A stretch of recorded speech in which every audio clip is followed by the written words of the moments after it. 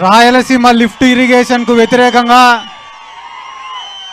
చంద్రబాబు నాయుడు గారు రేవంత్ రెడ్డి చేసుకున్న చీకటి ఒప్పందానికి వ్యతిరేకంగా ఈరోజు ఇక్కడ ఏర్పాటు చేసుకున్న ఈ సమావేశానికి విచ్చేసిన వేదిక మీద ఉన్న పెద్దలందరికీ, ముందుగా సభాధ్యక్షులు కాటసాని రాంభూపాల్ రెడ్డి గారికి, పెద్దలు సజ్జల రామకృష్ణారెడ్డి గారికి, పెద్దిరెడ్డి రామచంద్రారెడ్డి గారికి, అలాగే మిగతా నాయకులకు అందరికీ ముందుగా నా హృదయపూర్వక నమస్కారాలు తెలియజేసుకుంటున్నా. ఒక్కరోజు ముందే పిలుపుచ్చినా కూడా ఇన్ని వేల సంఖ్యలో ఇక్కడ పాల్గొనడానికి విచ్చేసినటువంటి ప్రతి ఒక్కరికి కూడా ముందుగా నా శిరస్సు వంచి నమస్కారాలు తెలియజేసుకుంటున్నా.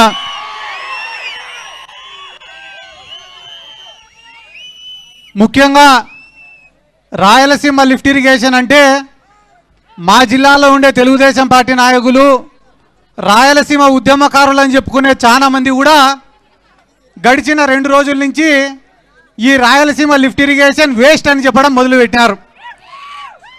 మాకు చాలా బాధగా ఉంది. ఎందుకు బాధగా ఉందంటే, వైఎస్ రాజశేఖర రెడ్డి గారితో పాటు మా తాత బైరెడ్డి శేషసేనారెడ్డి గారు కూడా ఇదే పోతిరెడ్డిపాడు విస్తీర్ణం పెంచాలని చెప్పి, పెంచితే తప్ప రాయలసీమ బాగుపడదని చెప్పి ఆ రోజు పాదయాత్ర చేసినారు. ఆ రోజు కథలన్నీ మర్చిపోయినారు. ఈరోజు రాజకీయ స్వార్థం కోసం ఎవరైనా పోయి నీళ్ళు అడిగినారనుకో, అన్న మా నియోజకవర్గంలో ఏ రైతు కూడా నాయకుల దగ్గరికి పోయి నీళ్ళు అడగకూడదు. పొరపాటున ఎవరైనా నీళ్ళు అడిగినారనుకో, టీఎంసీ అంటే ఏందో చెప్పంటారు, క్యూసెక్ అంటే ఏందో చెప్పు అంటారు, హై లెవెల్ కెనాల్ అంటే ఏందో చెప్పు అంటారు, లో లెవెల్ కెనాల్ అంటే ఏందో చెప్పు అంటారు, రైట్ బ్రాంచ్ కెనాల్ ఏందో చెప్పు అంటారు, లెఫ్ట్ బ్రాంచ్ కెనాల్ ఏదో చెప్పు అంటారు. అవన్నీ చదువుకునే మేము కూడా ఏఈలమో డిఈలమో ఇరిగేషన్ ఆఫీసులోనో పనిచేసింది.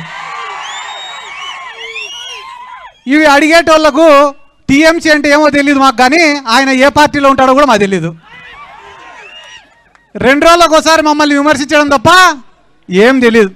ఈ తెలుగుదేశం వాళ్ళు ఒక్క పని కూడా చేయరు. చంద్రబాబు నాయుడు గారికి తెలిసింది 2 పని చేయడం కాదు.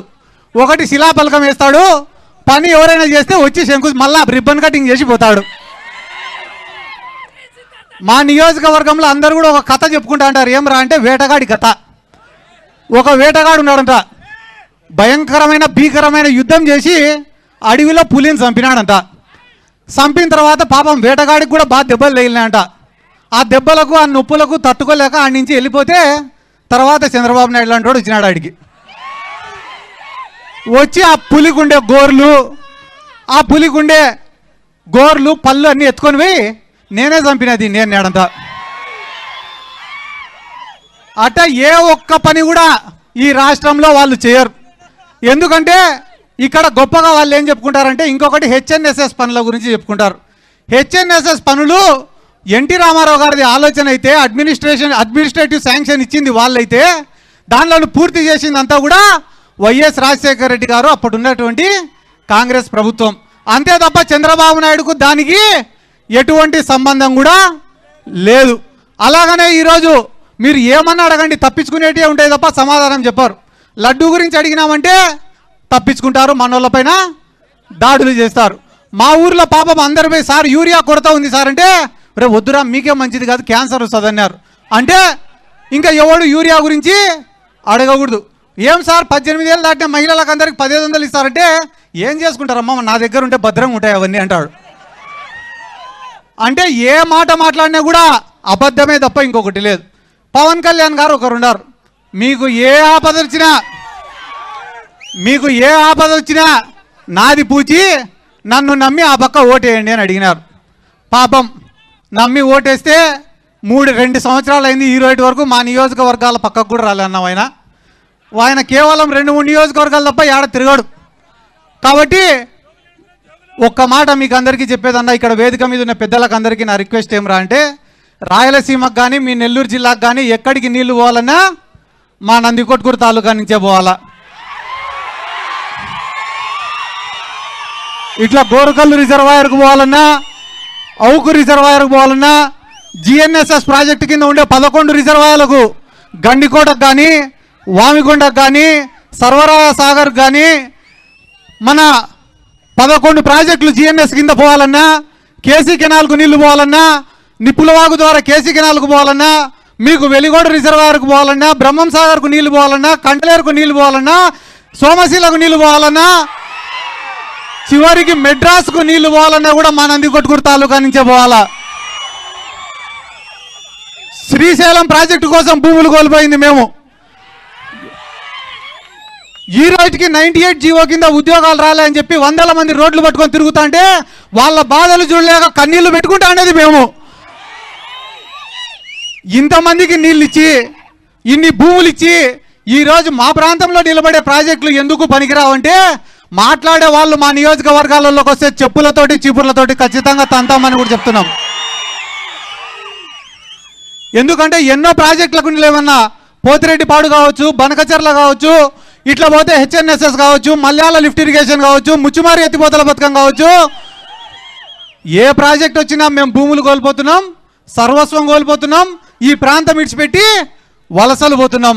అందరూ మాట్లాడుకుంటున్నారు. ముఖ్యంగా మా ప్రాంతానికి వచ్చేది ఏముంది? ప్రతి సంవత్సరం ఒక రైతు అనేవాడు పంటేస్తే నష్టమే. ఇసుపెటాకులు ఆడేటువంటి కన్నా ఒకరోజు మంచి ముక్క పడుతుందేమో కానీ రైతుకు మాత్రం పండించిన పంటకు మంచి రేటు రాదు. ఒరే మొక్కజొన్న కొనుగోలు కేంద్రం పెట్టండి రా, ఆ మూల నుంచి ఈ మూల వరకు మొక్కజొన్ననే వేసినాం రా మేము అంటే మొక్కజొన్న కొనుగోలు కేంద్రం మాత్రం పెట్టరు. ఈరోజు కొత్తగా కందుల కొనుగోలు కేంద్రాలు పెట్టారట.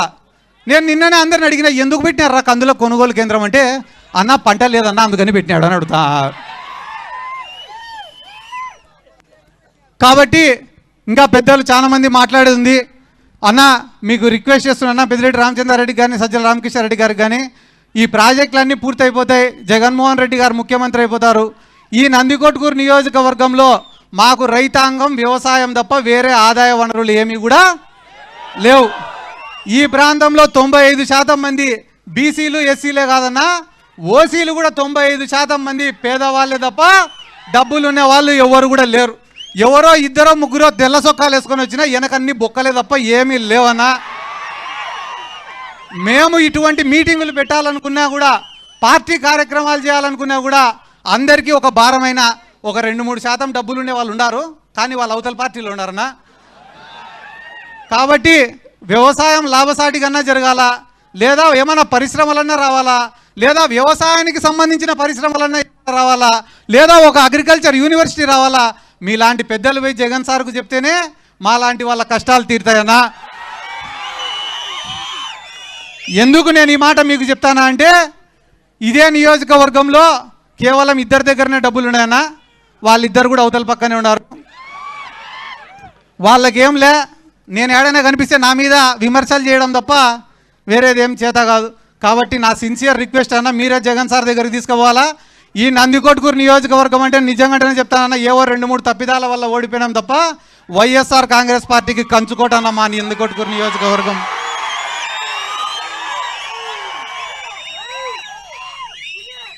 రేపు ఇప్పటికిప్పుడు ఎన్నికలు జరిగినా కూడా భారీ మెజార్టీతో మనం గెలిచడం ఖాయం ఈ నియోజకవర్గంలో. ఎందుకంటే మీకు కేవలం ఒక్కరోజు సమయం ఇస్తేనే వచ్చినటువంటి జనం.